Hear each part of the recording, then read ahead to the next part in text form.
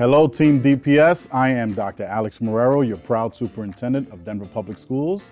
Thank you for joining us for this special edition of the Marrero Moment. Today, our guest is Richard Tagle, President and CEO of the Denver Public Schools Foundation.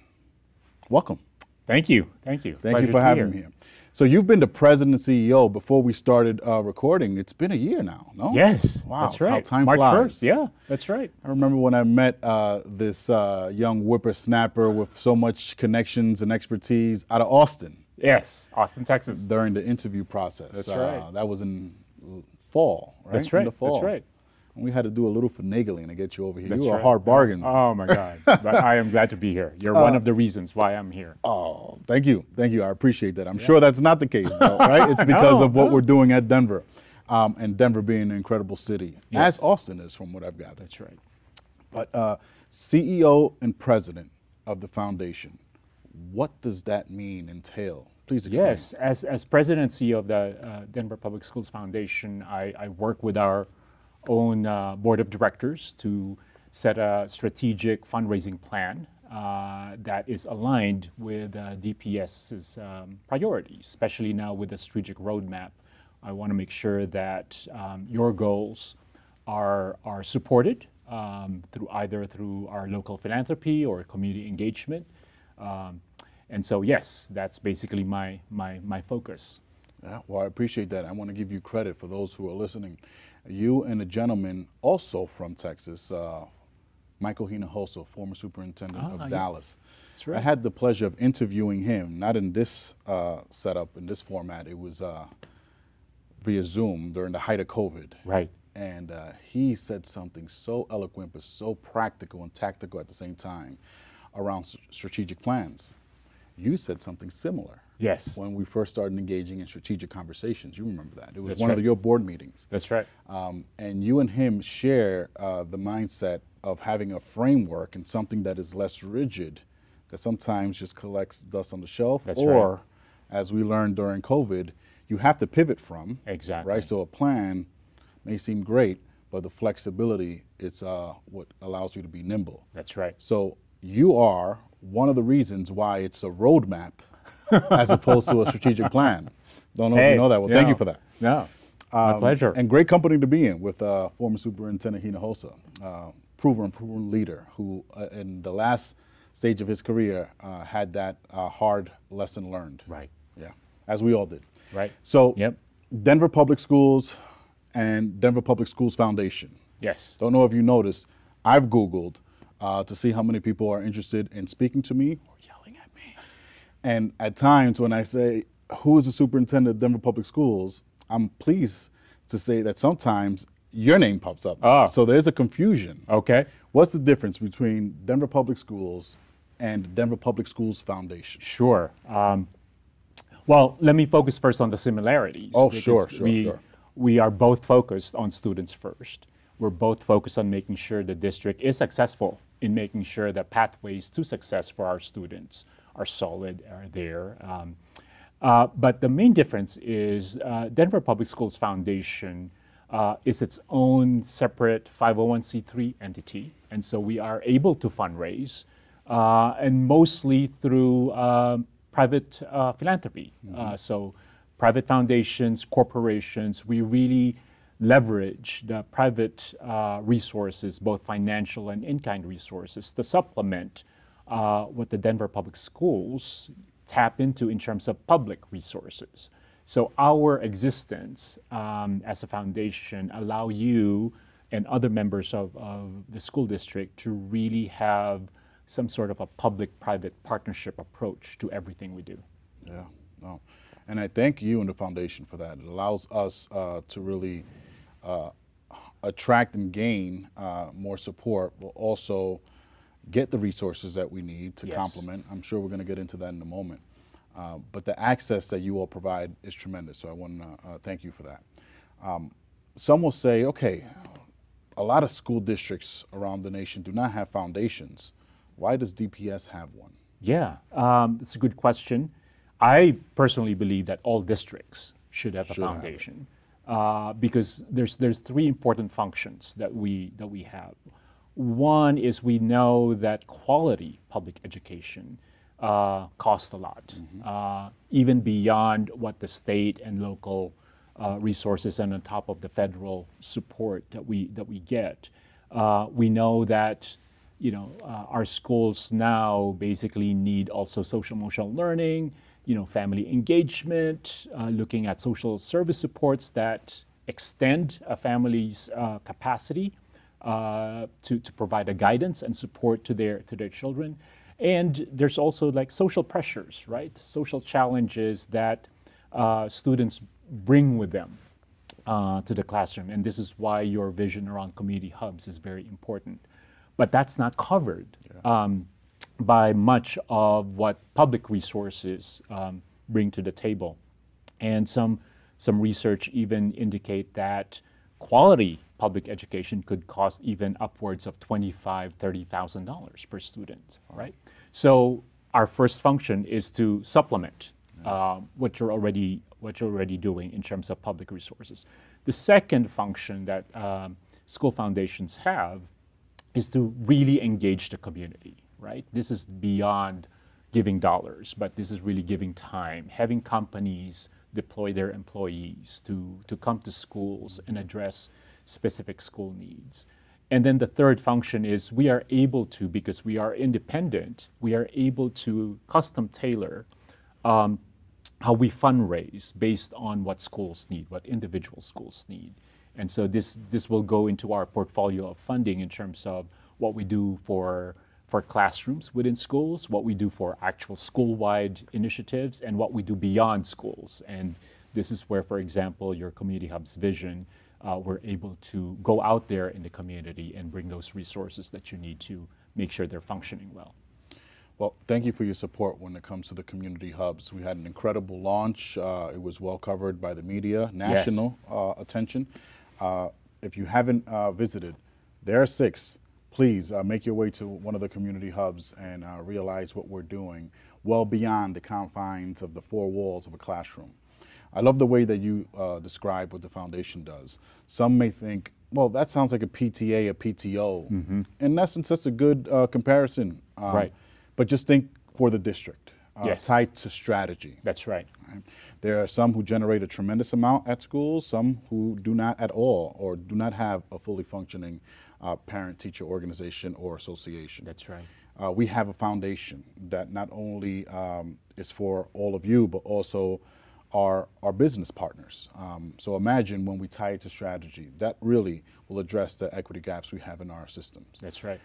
How does the foundation help specifically support students, and what does the foundation do to work towards quality education for all? Some specifics. Sure. We have specific strategies for classrooms. We have the A to Z grants that this year alone, we provided over $300,000 to classroom teachers in terms of tapping into supplies, materials that are beyond what's covered within the district's budget, so that we have a classroom approach. We have a school-wide approach. Our $1 Million Fund, for example, funded 8 schools over a 3-year period, and each school basically has a specific initiative that are implemented school-wide. Examples of this are developing the greenhouse and the hydroponic farm at Bruce Randolph High School, or Respect Academy in terms of serving non-traditional students. Then we have initiatives that are beyond schools, but really are important aspect of making sure our educators and our students feel supported. This include after-school programs, career and college readiness supports, and the community hubs. So we have a specific kind of strategy for each one of those levels, aligning with strategic roadmaps, student experience, adult experience, and the district experience. Right now, we also developed a new framework called Community Leads and Students Succeed, or CLASS, which enables companies to partner with schools to address the comprehensive needs and supports that our schools need in terms of academic growth, skills development, family engagement, and educator leadership. I want to speak a little bit about our partners. Yes. In terms of our business partners. Yes. in general, why do business leaders or businesses in Denver or in the nation or in the globe need to get involved in education? Yeah, that's a great question. You know, a lot of businesses talk about their need for a workforce pipeline. And I always tell, you know, what better pipeline than a high-performing district where, you know, students graduate ready to go to college, ready to go to work, ready to pursue other endeavors.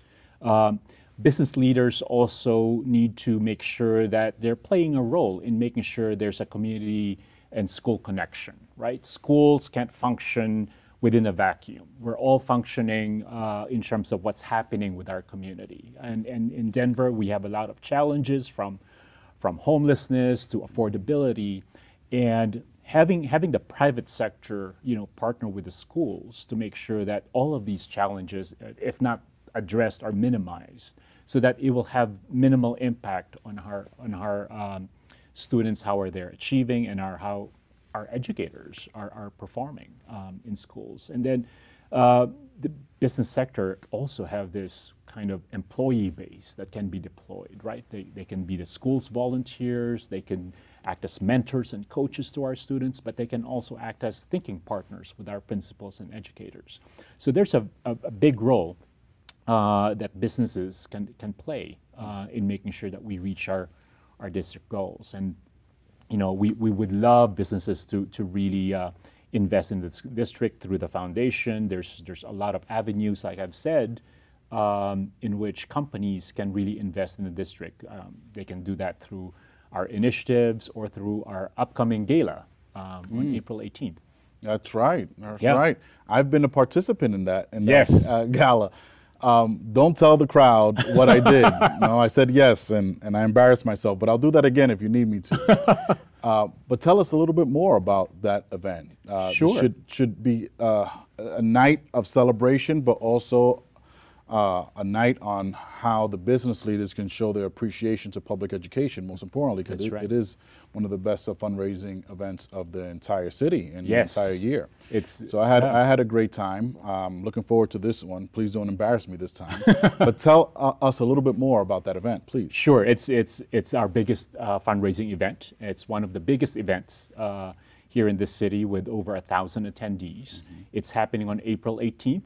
April 18th. Yep. Tuesday evening at the Hyatt Regency, Denver, in downtown Denver at the Convention Center. Yep. And it also happens to be World Heritage Day. So it's going to be our chance to celebrate the diversity of Denver public schools in terms of where our students come from, where our teachers come from. It's also an opportunity to highlight what students have achieved and what we have achieved as a district in terms of, you know, overcoming a lot of the challenges, especially post-pandemic. And it's a great way to showcase what students have been able to do. You'll hear students speak, MC the event, perform at the event. It's a great celebration of what our students experience and achieve through our schools. So how appropriate it's on World Heritage Day. And I know you're very proud of yours. Do you mind sharing your background with everybody listening? Yes, I was born and raised in the Philippines. There we go. Love that. Yeah, came to the United States when I was 16, but a lot of who I am is shaped by Filipino tradition and values. Incredible, incredible. And you were the highlight of that gala. I was the embarrassment. No. Because you told that story on your journey when you were 16 years old and you got here. Thank you for sharing that. Yes. And how if it wasn't for the kindness of adults, strangers, exactly, perhaps you wouldn't be where you are right now. That's right. Incredible. That's right. How can those who are interested in learning a little bit more about the gala, even and beyond the gala, right? Sure. So the gala, we know that it's upcoming, but how can folks support the foundation? Yeah, well, one of the best ways to learn about our work is through attending the gala. Again, it's on April 18th at the Hyatt Regency in downtown Denver. But we also have initiatives. We have Back to Class Bash, right? Where we bring the community together in our schools to make sure that they're prepared for the coming school year. This happens in August this year. We also have, through the class framework, companies can partner and people can volunteer in the schools. But people can go to our website at dpsfoundation.org to find out more information about all of these initiatives. How can they donate? How can they give their time and talent and treasure? Yeah. If you can't donate in terms of funds, your time, effort, energy, passion is welcome. I remember I was sweating just being there for a little, but those parents and volunteers and members of our community who were picking out weeds in front of schools and helping paint some of the, the perimeter of the buildings went a long way to receive students. And it was brutal. Right. No, but there's August something, sun is there's tough. something about when students and teachers come to a school that has been prepared by the community to be ready, right? They see the fresh paint, they see the signs, and everything's, looking great. There's something about that says the community's behind you. Without a doubt. So many ways to say we care and we value what you're doing. That's right. Well, Richard, I want to thank you. Thank you for spending time. My pleasure. You passed this interview just like you did a year ago in the fall, over a year ago. So you're 2 for 2. Keep it up. Thank you. I want to thank everyone for tuning in for this special edition of the Marrero Moment, and I'll see you next time. And thank you again, Richard.